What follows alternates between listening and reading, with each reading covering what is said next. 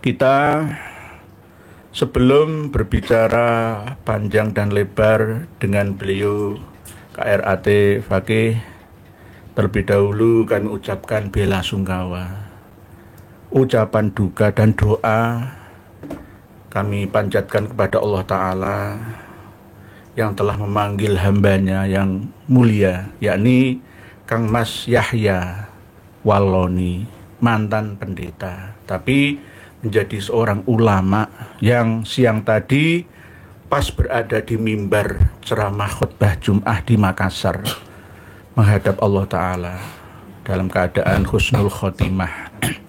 Walaupun begitu kami tidak nyukurno atau nyemoni ya bahasa Jawa nih, enggak, tapi benar-benar mendoakan.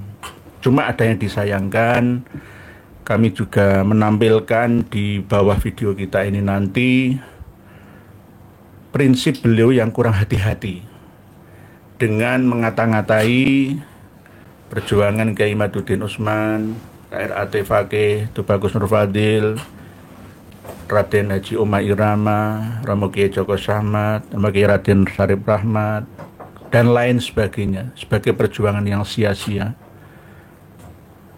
Beliau memahami sebagai sebuah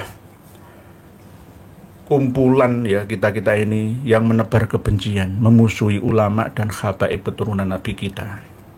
Sayangnya beliau belum sempat bertemu dengan kita-kita untuk belajar bersama tentang siapa sebenarnya yang dibela, yakni Kang Mas Muhammad Rizik Syihab Jakarta.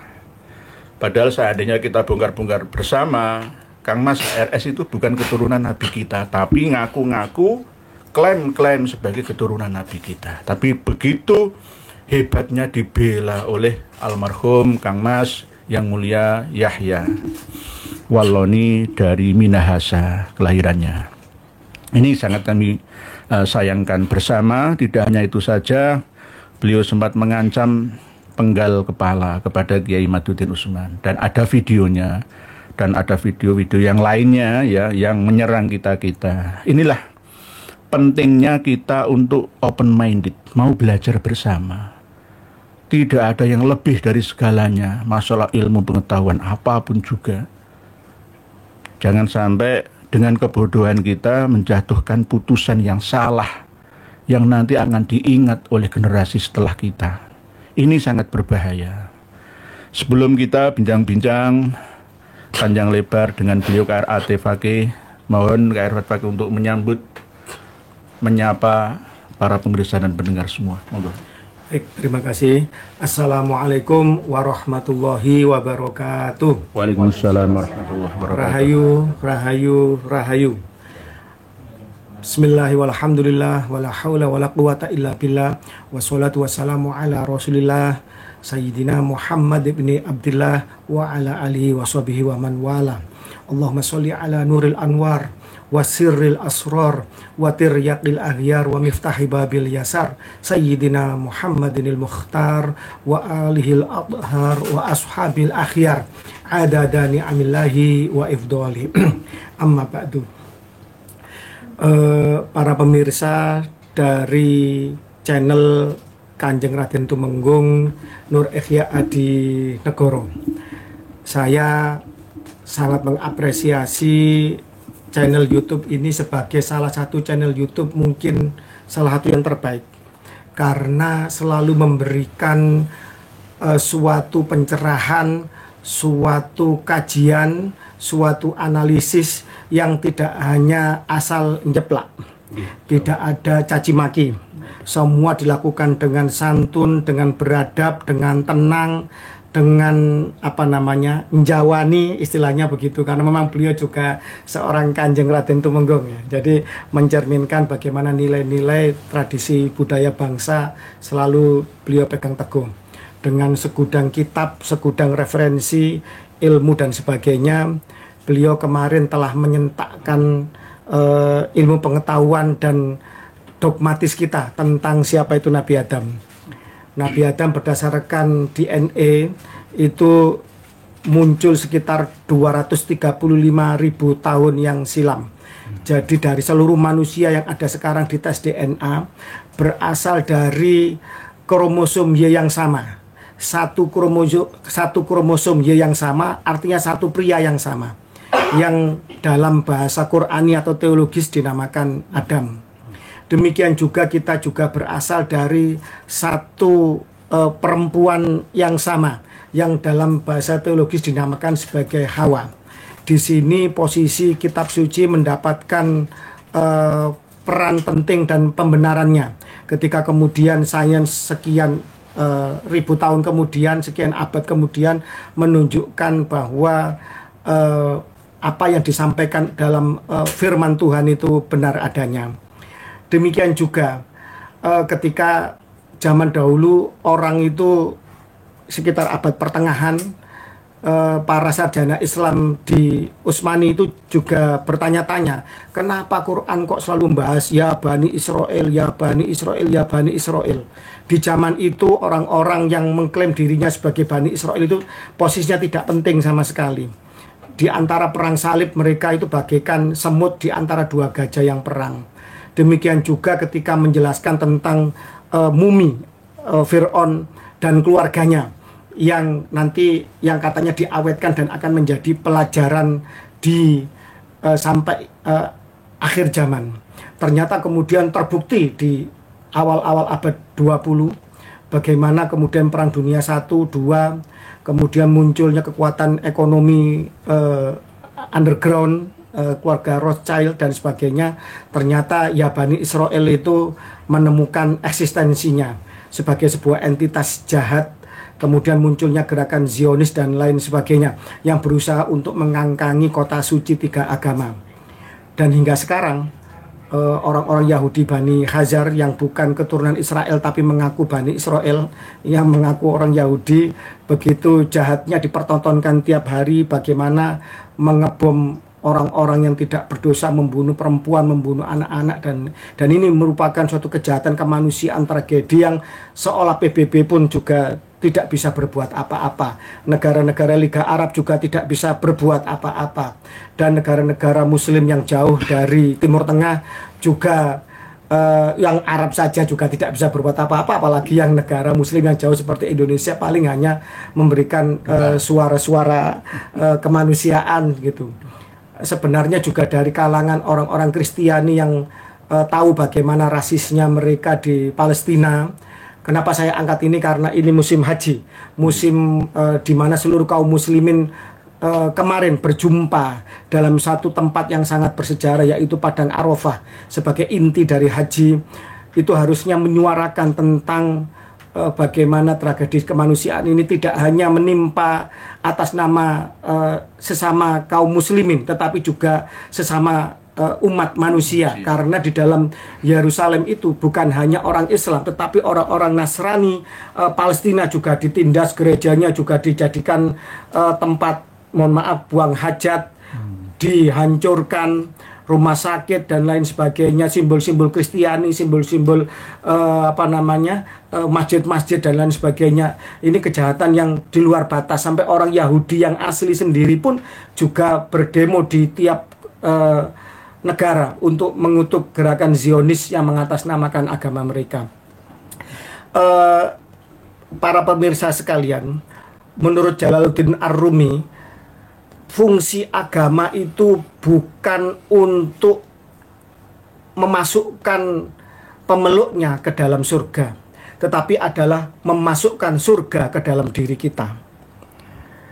Kalau kita merasa beragama tetapi kemudian kita tidak menemukan surga, damai, salamah, tidak menemukan ketenangan batin, kedalaman spiritual, maka sebenarnya kita menyembah Tuhan atau menyembah setan.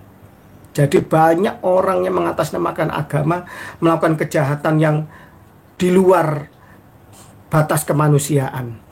Begitu juga Israel, mereka mengklaim berbakti kepada agamanya untuk kemudian eksistensi ditancapkan di tanah warisan leluhurnya. Katanya itu tanahnya dijanjikan, tetapi mereka melakukan suatu kejahatan kemanusiaan. Ini pun tak ada bedanya ketika orang naik haji hanya demi untuk mencium hajar aswad, dia rela, mohon maaf Kanjeng, mohon maaf, kadang juga melecehkan perempuan, kadang juga sikut sana sikut sini, trombol sana trombol sini, hantam sana hantam sini, hanya untuk bisa mencium Hajar Aswad. Sebenarnya engkau cium itu Hajar Aswad sebagai representasi keridhaan Tuhan, katanya batu dari surga ya, sebab tanah air leluhur kita Adam, katanya begitu. Apa bukan kita mencium setan, kita mencium iblis, kan begitu. Kita melempar jumroh, ternyata kemudian batunya kembali, ternyata sesama setan dilarang saling melempar. Ini aneh saja. Pulang haji tidak lebih baik, malah menciptakan kasta baru, seolah-olah kemudian menjadi hamba Tuhan yang high level, naik levelnya naik, lebih menindas, bukan hanya menindas sesama muslim, mungkin menindas istrinya juga, kawin lagi misalkan dengan semena-mena, tidak dengan suatu cara yang apa ya, yang raufur rahim macam itu. Jadi banyak lah. Jadi reposisi tentang deskripsi atau definisi tentang haji itu harus dilakukan revolusi total. Karena mohon maaf, saya tetap bersepakat bahwa haji adalah rukun kelima sebagai kaum muslim, rukun Islam yang kelima. Saya sepakat, tetapi dengan catatan harus mampu. Saya sepakat bahwa umroh atau haji kecil itu juga mulia, berziarah ke makam Nabi, kemudian datang langsung ke Ka'bah Baitullah. Ini juga sesuatu yang dituntun oleh Kanjeng Nabi. Tetapi juga harus faham bahwa reposisi, redefinisi, refleksi dari haji dan umroh itu juga harus ditelaah lagi. Berapa banyak orang yang mengorbankan hartanya, jual mobil, jual tanah, hutang sana sini, atau mungkin tiap tahun untuk dianggap keren dia umroh. Berapa juta jamaah haji umroh kita kan? Satu tahun antara 14 sampai 18 bahkan 20 juta. 20 juta taruhlah, 20 juta kali 30 juta. Sudah berapa triliun itu. Tetapi mana perubahan bagi bangsa ini? Tetap masih banyak ketimpangan, anak terlantar, masih banyak orang-orang yang istilahnya itu menderita, menjerit, kena pinjol, kena rentenir, untuk makan susah. Seandainya itu digunakan untuk menggerakkan ekonomi yang berbasis keumatan, berbasis kerakyatan, alangkah luar biasanya potensi umat itu. Nah, ini juga harus kita telaah lagi. Bagaimana agama kemudian menjadi suatu kapitalisasi yang sangat menguntungkan. Dengan suatu fatwa, maka orang akan rela untuk melepaskan uangnya, untuk kemudian dengan ringannya mungkin untuk melepaskan anak gadisnya untuk seorang Habib yang ngaku cucu Nabi. Ini kan konteksnya sama sebenarnya. Perbudakan atau pembodohan, kapitalisasi agama dengan melakukan pembodohan spiritual. Sama sebenarnya. Kan begitu. Haji cukup sekali bagi yang mampu. Kalau misalkan daftar tunggunya lama, ya umroh saja. Itu pun cukup sekali. Jangan tiap tahun umroh tapi tetangganya kelaparan, tetangganya kemudian dibiarkan menderita. Fakta itu kan. Saya punya teman jamaah, ya saudara juga itu, haji berkali-kali. Saya tanya, kenapa Anda haji berkali-kali tapi kok masih kikir ya dengan harta Anda? Oh, dosa saya masih banyak, Ustadz. Jawabannya begitu ya. Ya iya, dosa jenengan masih banyak. Harusnya jenengan sodako, infak, bermanfaat untuk umat. Enggak, saya harus haji terus. Berapapun saya bayar haji plus ataupun saya bayar, seperti saya bisa haji. Minimal saya bisa umroh setiap tahun. Masya Allah. Tapi kikirnya enggak waras-waras. Iya. Seolah ini kan mengkecilkan Tuhan. Seolah Gusti Allah itu hanya ada di Mekah. Seolah Kanjeng Nabi nurnya itu hanya ada di Madinah. Padahal Gusti Allah itu semua alam semesta dalam genggamannya. Padahal Nur Muhammad ini adalah sebab penciptaan seluruh alam semesta. Sampai dikatakan dalam sebuah hadis qudsi, Rasulullah bersumpah atas nama atas nama Allah yang jiwaku dalam genggamannya, ruhku tidak akan kembali kepada jasadku sebelum aku membalas salamnya orang-orang yang beruruk salam atau bersolawat salam kepadaku. Sampai seperti itu. Artinya apa? Entitas yang suci, entitas yang mulia ini jangan dikerdilkan untuk kemudian seolah-olah kalau kita tidak haji, tidak umroh, tidak abdol, istighfar kita tidak diterima. Bukan itu. Lah ini yang harus kita kritisi bersama. Terus mohon maaf, ini Ki Kanjeng, saya juga boleh sebagai rakyat Indonesia mengkritisi sistem haji kita. Ya, harus wajib. Indonesia ini negara muslim terbesar di dunia. Kuota terbesar di Kuota dunia. terbesar haji juga dari Indonesia. Tetapi ketika kemudian menghadapi tantangan ini, penduduk semakin banyak. Waktu haji ditentukan jelas. Asyhurul maklumat itu. Kemudian tempatnya ritual haji juga tidak bertambah luas. Ya di situ-situ aja. Artinya ketika kemudian orang yang daftar tunggu haji ini semakin lama semakin panjang, ini juga menjadi suatu keniscayaan. Ketika kemudian dulu haji itu daftar tunggunya 10-15 tahun, sekarang sudah 30-40 tahun. Bahkan Malaysia, negara tetangga kita, itu 140 tahun. Kanjeng, daftar hajinya. Cuma luar biasanya begini, ketika seseorang menabung haji itu sampai batasan 10.000 ringgit, sekitar 40 juta, dia berhenti. Di situ kemudian negara memberikan dividen atau keuntungan yang itu cukup, Kanjeng. Mungkin senilai UMR kita, mungkin cukup untuk makan secara sederhana, untuk mencukupi kebutuhan tiap bulan. Karena apa? Ini diputar untuk ke pertanian sawit, ke Petronas, ke kemudian bisnis-bisnis yang dikelola oleh negara dengan sistem yang sirka, yang adil, yang transparan. Indonesia nggak dapat apa-apa. Indonesia nggak dapat apa-apa. Coba 50 tahun seandainya, 40 tahun lah. 40 tahun ini. Misalkan kuotanya berapa? 25 atau 30 juta ya. Kali 40 tahun, nggak dapat apa-apa. Ya Allah ya Rabbi. Ini kemana ini? Kemana ini? Ini harus ada pembahasan serius ini. Ini masalah keuangan umat ini. Dan ini bisa untuk menggerakkan banyak hal. Di Malaysia ketika seseorang kemudian setelah dia batas masa tunggu 140 tahun itu tidak bisa dicapai, ya secara logika sih orang umur 80 tahun ya. Sekarang kurang lebih lah paling tua sekitar segitu, atau 100 tahun itu jarang sekali. 140 tahun dia keburu meninggal dulu. Maka negara Malaysia memberikan fatwa orang itu telah layak untuk mendapatkan gelar haji atau mendapatkan fadilah yang tidak terkurangi sedikit pun dari haji. Tahun ini Kanjeng, ini miris sekali. Visa Furoda di stop oleh pemerintah Saudi. Orang-orang yang berangkat dengan visa selain haji, visa amil kerja atau visa ziarah, tidak bisa mendapatkan tasreh dan nusuk. Tidak bisa masuk Mekah. Tidak bisa masuk Saudi, di imigrasi sudah dicegat. Kapal penerbangan juga jarang yang berani nekat untuk mengangkut karena ada GACA, Otoritas Aviation atau Penerbangan Saudi, memberikan warning bahwa selama musim haji semua penerbangan dilarang mengangkut penumpang yang tidak membawa visa haji. Bayangkan ketika kemudian sistem negara mempersulit orang untuk beribadah. Ini kan juga tragis juga. Saya ingat, Kanjeng, mohon maaf.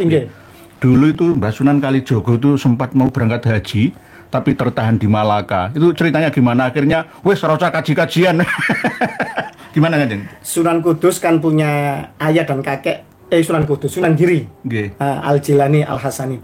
Kan leluhurnya kan dari Malaka sebelum hijrah ke Tanah Jawa. Itu juga menjadi gurunya Sunan Kalijogo. Suatu ketika Sunan Kalijogo itu ingin haji ke Tanah Suci. Sampai di Malaka, sowan dulu ke gurunya.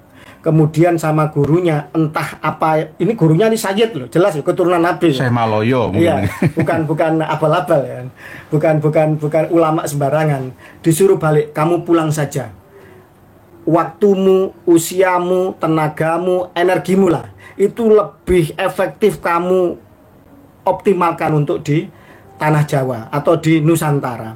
Kamu berangkat ke sana, butuh waktu kamu berapa lama? Ya guru mungkin lebih tahu ya bahwa terjadi apa di Tanah Jawa, kehadiran beliau, revolusi beliau, kebudayaan, agama dan lain sebagainya mungkin lebih diperlukan. Tetapi yang menjadi suatu catatan bahwa ternyata untuk suatu hal yang lebih membawa kemaslahatan, urgensi bagi keumatan, itu sebenarnya ibadah-ibadah ritual pribadi itu harus dikesampingkan, kalah sama hal-hal yang bersifat sosial. Betapa banyak orang yang, mohon maaf, yang sholat berjamaah di masjid-masjid megah, di Istiqlal misalkan. Tapi betapa banyak pula, nun sewu, koruptor-koruptor yang juga menghiasi sholat-sholat di masjid-masjid yang megah. Betapa banyak, mohon maaf, sekarang umroh atau haji menjadi tren. Orang yang, nun sewu, ingin mencuci dosanya, entah itu, mohon maaf ya, pesohor, selebriti, atau mungkin koruptor, pejabat dan lain sebagainya. Wallahu a'lam, saya tidak punya kapasitas untuk memvonis orang.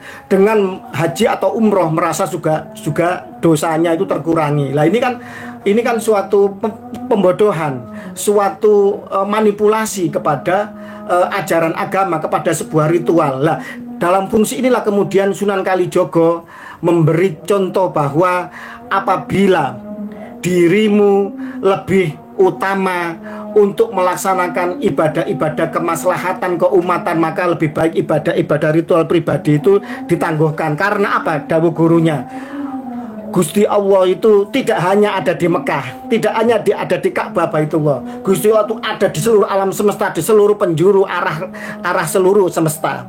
Ada di dalam diri kita. Menghadirkan Gusti Allah di dalam sanubari kita jauh lebih utama daripada kemudian kita ritual ibadah, pulangnya kita bukan tambah baik. Setelah ibadah itu kita menjadi sombong, menjadi orang yang pamer, yang riak, yang menindas.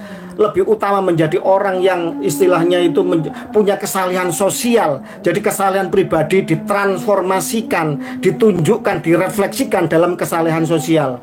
Banyak orang yang nun sewu, sholatnya, ibadahnya, semuanya pembunuh. Imam Ali misalkan, siapa namanya, Ibnu Muljam, orang yang ahli hafal Quran, hafal hadis, ahli ibadah, ahli puasa, ahli sholat malam. Tetapi apa? Atas nama agama dia membunuh seorang yang dijamin masuk surga, sepupu Nabi, saudara angkat Nabi, anak angkat Nabi, menantu Nabi, yang melahirkan keturunan Nabi, yaitu Khalifah keempat Sayyidina Ali bin Abi Thalib. Jadi bukan ukuran ritual atau ibadah-ibadah pribadi itu, tetapi katanya Tolstoy, seorang filsuf dari Rusia, jangan kau ceritakan tentang agamamu karena penting, tetapi tunjukkanlah bagaimana kamu memperlakukan orang, bagaimana agamamu itu dalam perbuatanmu, itu yang lebih utama. Nggih, Kanjeng. Kalau ada kecelakaan di jalan raya itu gak usah ditolong, tanya dulu agamamu apa. Kalau Islam tak tolong, kalau nggak Islam, biar mati. Masa gitu kan? Lah, bukan seperti ini, Kanjeng. Bukan. Tadi saya luar biasa. Seorang Kiai Nur Ikhya dan seluruh barisan pejuang Nusantara, pelurus tentang kesucian nasab Nabi, diancam oleh orang-orang yang tidak mau belajar, yang sempit dalam pemahaman, yang tidak mau bertabayun dalam ilmu, diancam dipenggal. Ini saudara saya, ini pernah diancam kalau masuk Jakarta mau dipenggal kepalanya. Sedikit pun tidak ada takut ya, karena seorang pejuang, orang yang cinta sama Allah. Kematian itu adalah hari raya, berjumpa dengan Tuhannya, kan begitu kan? Siap. Ya, harus siap kita sebagai seorang pejuang. Apapun harus kita tempuh itu sebagai konsekuensi resiko perjuangan semacam itu. Tetapi bagaimana akhlak beliau, seorang Ustadz Yahya Waloni yang kemudian pernah mengkritik, bukan hanya mengkritik, mengecam, mencaci, menghujat, tetap didoakan kebaikan. Bagaimana nun sewu Ustadz atau Gus Auzi yang kemarin habis mubahala, nggak lama kemudian akhirnya meninggal tiba-tiba. Itu yang prosesi pemakaman, yang mentahlili, yang menguburkan, itu ya kerabat-kerabat banyak dari PWI, Perjuangan Wali Songo Indonesia. Juga banyak dari Wali Songo. Nggak ada Habibnya sama sekali yang di foto itu yang muncul. Padahal kurang apa membela mati-matiannya. Ayo pribumi Nusantara, kalian ini dibangkitkan, kalian ini diturunkan dari leluhur yang luar biasa hebatnya, memiliki peradaban tinggi, memiliki warisan yang adiluhung. Kalian dikatakan adalah sebagai peletak dasar peradaban dunia. tidak perlu saya sebutkan. Bangunan paling megah, bangunan paling tua, peradaban tentang logam, metalurgi dan lain sebagainya, navigasi maritim dari Nusantara. Kenapa kok kalian begitu mudahnya ditipu dengan nun sewu hidung mancung, omongannya difaseh-fasehkan padahal belum tentu alim. Itu ketua Rabito Alawiyah itu ditanya makro aja nggak ngerti hukumnya makro itu. Nah, ini ada berita besar kan, Jeng. Saya diprotes sama ya teman-teman ya Kiai Nusantara untuk meluruskan, ya bukan protes-protes yang negatif tapi positif. Mayoritas Habib-Habib, ya antaranya PCNU Pasuruan itu berfatwa bahwa menyembelih hewan kurban di halaman masjid itu haram. Terus pokoknya yang berhubungan dengan penggunaan fasilitas air, listrik, masjid itu haram semua, haram mutlak. Ini namanya fikih statis, tidak fikih dinamis. Jangan dikasih hukum haram seenaknya. Mengharamkan yang dihalalkan Allah itu jelas dosa besar, atau menghalalkan yang diharamkan oleh Allah. Itu perbuatan orang-orang Yahudi. Oke, sekelas PCNU Kabupaten Pasuruan, sekelas Habib Taufik, ya sekelas Habib semua. Saya punya video dikirim, buktinya mana buktinya? Oh ternyata haram. Kok seenaknya dia mengharamkan? Menurut saya tergantung kondisi, situasi, posisi masjid tersebut. Masjid itu bukan hanya untuk tempat sujud saja, tetapi untuk pendukung ma yata'allaqu bi maslahatil masjid. Itu namanya ya masjid. Jadi di dalam area tanah wakaf yang digunakan untuk masjid itu ya ada tempat parkir, ada WC-nya juga, ya kan, ada ya semua penunjang lainnya. Bahkan kalau kita berada di Masjid Al-Akbar Surabaya itu di lantai 2 itu disewakan untuk resepsi pernikahan. Betul. Untuk makan, haram. Inilah yang namanya fikih, kita harus fikih dinamis. Kalau perlu untuk orang-orang ekonomi lokal, UKM iya, bisa menaruh produk-produknya di masjid. Iya, benar. Jadi gitu. Gini Kanjeng, ketika kemudian Rasulullah pertama kali hijrah, Madinah itu membangun namanya Masjid Kuba, masjid Iya. pertama yang dibangun. Itu sebenarnya kan jadi pusat koordinasi segala macam. Dilihat bahwa Aus dan Khosroj, suku asli Madinah, ini saling perang, saling melemahkan. Ekonomi mereka timpang. Yang nguasai orang-orang Bani Nadir, Quraido, sama Bani Koinuko, orang-orang Yahudi. Sehingga kemudian Rasulullah waktu itu memanggil suatu koordinasi tentang sistem ekonomi, yaitu bahwa sesama muslim harus belanja kepada sesama muslim, tertutup. Sehingga kemudian ketika ekonomi ini dibangun kuat, ini rapatnya di masjid, bukan di emperan, bukan di lapangan, bukan. Jadi masjid itu pusat koordinasi, pusat peribadatan segala macam. Ya hablum minallah, ya hablum minannas dibicarakan di masjid sebagai pusat komando, kan begitu. Sentral kegiatan, sentral keagamaan, sentral perjuangan keumatan, kan begitu. Akhirnya kemudian setelah sesama muslim saling mengangkat saudara, kemudian mereka berbagi aset lahan, mereka juga saling berdagang di antara mereka, sehingga para rentenir, para pedagang-pedagang Yahudi ini kemudian mati kutu, sehingga kemudian ekonomi muslim perlahan-lahan bangkit, dan pribumi asli Madinah menjadi penguasa, menjadi pemilik, menjadi orang yang berdaya di negerinya sendiri. Lah kita pun juga harus semacam itu. Jangan dikit-dikit masjid haram, ini haram. Itu tadi tergantung. Kalau Masjid Al-Anwar Pasuruan, ya haram kan di halaman nih. Langsung mepet jalan, langsung alon-alon. Yo saya haram boleh itu. Maksudku nanti ini halaman mepet digali untuk pembelian, ya enggak, tergantung. Jadi fikih itu dinamis. Sesuai dengan dinamika kehidupan manusia, zaman dan makan. Betul. Oleh sebab itu, ayo kita belajar dulu fikih ulama Nusantara dengan fikih ulama Yaman, menang mana? Ayo coba kita nanti akan berdiskusi bersama. Kalau cari dalil yang pas di fikih mana saja nggak saya temukan. Yang ada itu Rasulullah memang pada waktu itu pernah menyembelih kurban di lapangan karena sholatnya pun di lapangan, gitu. Kalau di Indonesia ini kan masalahnya beda. Oh, ada yang masjid itu punya halaman panjang dan besar. Masa haram? Ya nggak bisa seperti itu. Gampang-gampang mengharamkan. Jadi jangan sekali la tuharimu ma'ahallallah dan wala tuhallilu ma'harramallah. Itu berbahaya. Hati-hati sebelum berbicara. Karena ini diyakini masuk dalam memori umat Islam kita. Wah, yang bertanya-tanya ke saya, bahkan saya. Ya, waktu saya tidak cukup untuk menampung semua usulan yang ada. Jadi ya ini saya selip-selipkan di sini, Kanjeng Raden. Saya melihat bahwa di dalam keluarga besar Nahdliyin kita bukan pengurus NU. Dan saya memilih di luar itu, walaupun saya dulu aktivis salah satu organisasi ke-NU-an.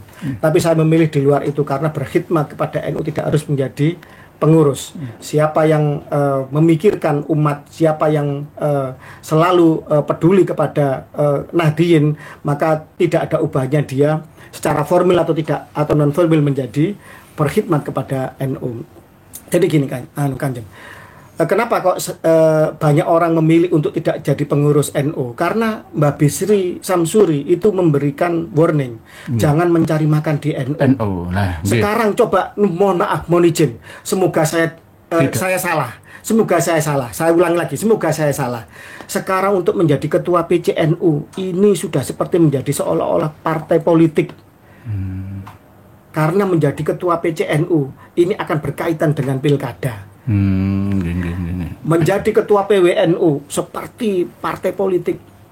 Nun sewu, kalau sudah bicara arah politik, dukung-mendukung, berarti ada kapitalisasi, ada dana yang bertebaran.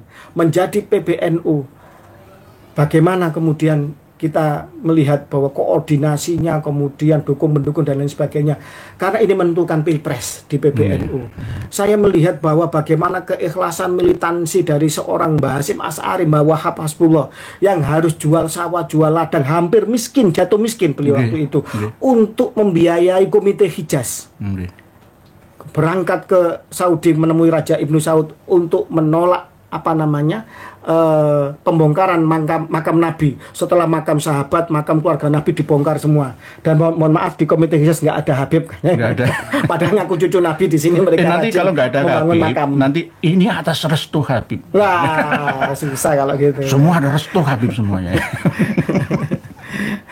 Lah, semacam itu. Tidak ada satupun figur Habib yang muncul di dalam resolusi jihad, di dalam Komite Hijaz, di dalam perjuangan-perjuangan bangsa ini. Tapi kemudian sekarang mereka mencoba untuk mengklaim semua. Ini kan juga harus, kita jangan diam saja. Diam berarti kita menyetujui sesuatu yang salah. Sehingga mereka-mereka para pahlawan bangsa yang betul-betul mati, betul-betul mereka gugur syahid, mereka berkorban segala macam, tercatat dalam sejarah, masyhur di dalam perjuangannya, seolah-olah kita mengkhianati mereka, para pejuang yang asli, oleh orang-orang palsu ini, kan begitu. Lah, pengurus NU sekarang ini, Kanjeng, nun sewu, mohon maaf, ayolah punya Basul Masail. Susahnya apa? Untuk mengkaji tentang nasab, kaidah nasab Nabi, kan begitu. Kiai Imaduddin Utsman, beberapa panjenengan juga menyampaikan kitab-kitab nasab dari abad ke abad, sampai panjenengan nantang kalau ada di 2 kitab ini saja, cukup 2, maka saya akan akui Habib. Bayangkan, panjenengan aja berani hanya dengan 2 kitab. Tidak perlu ratusan, mungkin ribuan kitab yang telah yang dipegang oleh para pencatat nasab Nakobah Dunia, cukup 2 kitab, kan begitu. Yang dikaji oleh Kiai Imad sekitar 13 sampai 15 kitab untuk dari berapa abad menjadi percontohan kitab-kitab setiap abad tentang kealpaan, tentang absennya, tentang zongnya, tentang ketidakhadiran nama-nama datuk-datuknya Habib itu. Seharusnya PBNU ini punya lembaga Basul Masail. Di tiap pesantren itu Basul Masail ditradisikan. Kenapa? Untuk menjaga kesucian nasab nabinya, patron, tokoh utama, tokoh sentral, panutan, teladan utamanya. Kenapa kok tidak mau melakukan? Seolah tutup mata, pura-pura bodoh, pura-pura bego. Alergi, Kanjeng. Kemarin itu di pesantren sempat mau dibahas. Di pesantren besar di Kediri itu sempat mau dibahas, tapi langsung diskors. Langsung di stop. Ada apa ini? Lah ya, ada apa kok kemudian sesuatu yang gamblang nyata-nyata dan nasab ini hitam putih? Karena seseorang itu pasti dilahirkan dari satu sperma dan dari satu ovum. Tidak mungkin, nun sewu, bahasa kasarnya, seorang perempuan yang diperkosa oleh 10 laki-laki sekalipun hanya ada satu sperma yang membuai sel telurnya. Jadi nasab itu bisa ditelusuri, bisa diteliti, dan bisa diforensik sampai ke tingkatan molekuler, sampai ke tingkatan sel. Jadi sekarang itu tidak ada yang tidak bisa dipelajari, yang tidak bisa dibuktikan karena saking majunya canggihnya. Dulu jangankan untuk menghubungi para nakoba, para nakib, untuk naik haji aja harus izin pemerintah Belanda. Sekarang cukup telepon, video call bisa, surat menyurat bisa, mengundang kayak kemarin itu nakib Maroko datang, nakib Pakistan datang. Sekarang bisa bertanya, kita bisa menelusuri leluhur kita dengan telepon juga bisa, video call bisa, transportasi telekomunikasi, pesawat terbang dengan internet, dengan semua mudah, mengunduh kitab-kitab juga mudah. Dengan forensik tes DNA itu juga sekarang sangat presisi sekali. Membaca hasil DNA ini teknologi kemarin sore. Sekarang kita sudah rekayasa genetik untuk merakit bagaimana gen-gen yang kurang baik bisa diganti, bisa dirakit, bisa ditambal sulam, diganti oleh gen lain yang akan menghasilkan produk keturunan yang lebih baik. Sekarang sudah sampai seperti itu. Juga kalau membaca hasil DNA itu kemarin, orang yang mengharamkan tes DNA berarti dia hidup di abad pertengahan, hidup jauh tertinggal sana di zaman batu, zaman purba sana. Jadi semacam itu. Sama dengan orang yang mengharamkan HP itu aja. YouTube itu haram karena di situ ada tampilan postingan ya video-video yang tidak mendidik, haram ya. Sama dengan dulu ketika kiai-kiai kita kolot nonton TV ya haram. Nanti uang di bank semua itu haram, jamaah haji Indonesia itu haram semua. Karena melalui bank semua haram semua. Haji itu harus nggak boleh naik pesawat, harus naik kapal seperti itu. Ya inilah dinamismenya hukum fikih kita. Ini yang harus diadopsi bersama oleh ulama Nusantara Indonesia Raya. Apa yang panjang lebar KRAT Fakih sampaikan ini sangat luar biasa.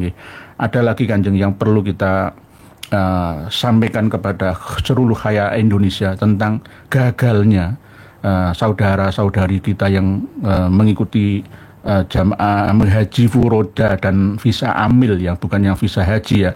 Banyak yang terlunta-lunta, terhina, padahal sudah keluar banyak biaya, jual rumahnya ratusan juta, apa upacara dihadiri oleh muspika, kepala desa, ratusan juta diantar bis-bisan oleh warga masyarakat sekitarnya. Ada dosen juga sampai kemudian mencoba untuk lewat padang pasir, dia meninggal dunia sampai meninggal dari Madura aja. Dari Madura. Innalillahi wa inna ilaihi raji'un. Hal seperti ini memalukan kita bersama. Dalam artian ya, ini harus diperbaiki nantinya. Jangan sampai ada saling sikut menyikut antara sesama penyelenggara haji selain dari pemerintah kita yang dikelola oleh swasta atau anak-anak perusahaan di bawahnya. Ini yang terjadi karena tahun ini saya meneliti ternyata sebenarnya dari visa furoda atau visa amil yang datang sebelum tanggal pertengahan Mei ya itu bisa masuk Kanjeng. Tapi harusnya kan ada informasi sesama ya penyelenggara haji dari kalangan swasta ya atau dari lingkup lainnya harusnya kan memberitahu, ayo cepat-cepat yang berangkat supaya bisa masuk langsung. Betul. Gitu. Tapi enggak, ini menutup informasi itu lalu akan mengorbankan lainnya, saingan bisnis. Nah ini bagaimana ibadah sudah dibisniskan seperti ini, hasilnya ya apakah akan menjadikan para jamaah haji dan umroh nantinya meningkat secara spiritualnya, cerdas secara sosialnya, intelektualnya. Nah ini yang harus dikritik bersama Kanjeng. Ini inovasi terbaru abad ini ya.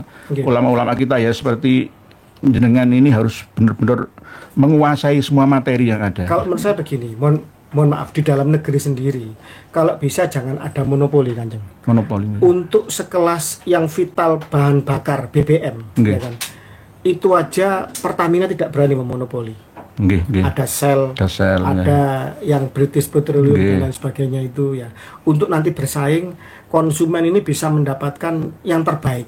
bisa mendapatkan memilih gitu loh. Demikian juga untuk haji. Apabila kemudian ada sektor swasta juga mampu untuk menjadi penyelenggara, yang ini kemudian juga diakui mendapat sertifikasi dari Saudi sana sebagai pihak tuan rumah, maka mohon maaf, Kementerian Agama kalau bisa ya jangan seolah-olah mau di monopoli sendiri. Saya ngomong begini ini khawatir dianggap tidak pro kepada tidak pro kepada pemerintah, bukan. Enggak harus dalam begitu. rangka ayo kita buka selebar-lebarnya, cari solusi yang terbaik, ayo berkompetisi yang baik, yang adil.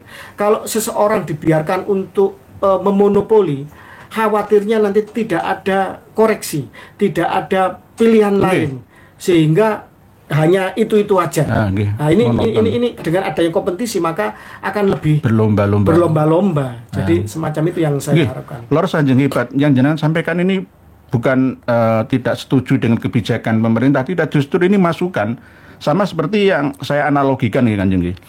PLN, perusahaan listrik negara, itu termasuk perusahaan milik negara yang sangat arogan. Karena apa? Nggak ada pesaingnya. Coba di Cina ada pembangkit listrik swasta. Betul. Sehingga bersaing, ayo murah-murahan. Akhirnya kalau di Indonesia ini semuanya nggak ada hak bagi para konsumen pengguna untuk menggugat, pasti salah semua. Coba kalau kita melawan PLN, nggak akan pernah bisa menang. Karena apa? Malah justru jenengan akan didenda ratusan juta atau dimasukkan ke dalam sel jeruji penjara. Ini PLN sama, kalau Pertamina sudah dari Kanjeng ya. Bank sudah, PLN, perusahaan listrik negara, ini harus ada dari pihak swasta. Kenapa tidak bisa? Harusnya bisa. Nah, ini monopoli negara. Oke, PLN dikuasai sepenuhnya oleh negara, digunakan untuk kemaslahatan seluruh warga negara. Boleh, tapi ternyata kan tidak. Kebocoran ada di mana-mana. Nggak ada. PLN rugi itu nggak ada. Sebodoh-bodohnya orang sekolah lulus SMP sekalipun, selama ini yang masukkan ke kas negara dari BUMN di antara PLN berapa? Kebocoran ada di mana-mana untuk membayar outsourcing katanya. Nggak ada itu. Kita ini bukan bangsa bodoh. Mohon maaf. Oleh sebab itu negara harus kalau bisa dari luar negeri pun masuk ke Indonesia untuk mendirikan pembangkit listrik swasta sebagai penyeimbang, ya masyarakat ini bisa memilihnya. Lebih murah, semurah-murahnya daripada PLN kita. Kenapa tidak? Ya sama dengan penyelenggara ibadah haji tadi yang Kanjeng Raden Arya Tumenggung sampaikan. Jadi ini berarti pemikiran pejuang pembebasan ya nasab yang menjajah bangsa kita ini. Ini tidak hanya khusus nasab Alawi saja, enggak. Semua lini apa yang kurang pas di negeri kita ini kita tata bersama. Kita tidak hanya ngomong melalui media YouTube saja, tapi juga harus nantinya insya Allah ya. Sampai sekarang kita masih terjun di mana-mana, kemana-mana kan. Termasuk diantaranya KRAT Fakih ini juga besok tanggal 10 mau keluar negeri lagi. Jadi beliau sangat luar biasa, akan menemui seorang nakib dunia dari Madinah ya. Padahal saya teliti ya nggak apa-apa Kanjeng dengan temui, tapi saya nggak usah menemui, itu sudah tahu itu nakib palsu itu. Nakib kelas dunia yang masuk ke Indonesia itu ya ada yang bagus, ada yang lurus, ada yang tidak bagus. Saya tahu semua. Ini berhubungan dengan politik dunia. Jadi nanti biarkan nggak apa-apa. Ini bagian daripada rona perjuangan. Silahkan. Tapi Kanjeng kan tidak hanya untuk menemui nakib di Madinah, Suriah, Turki saja, nakib tidak. Asli. Said Munir, Turki itu nakib Hasimion itu asli. Sayyid Anas Al-Hasani Al-Katabi itu asli. Artinya nakib-nakib yang terkonfirmasi oleh nakib-nakib internasional lainnya. Semoga saja. Bukan nakib-nakib lokalan, nakib-nakib abal-abal yang istilahnya itu memberikan isbat berdasarkan pesanan. Semoga saja tidak.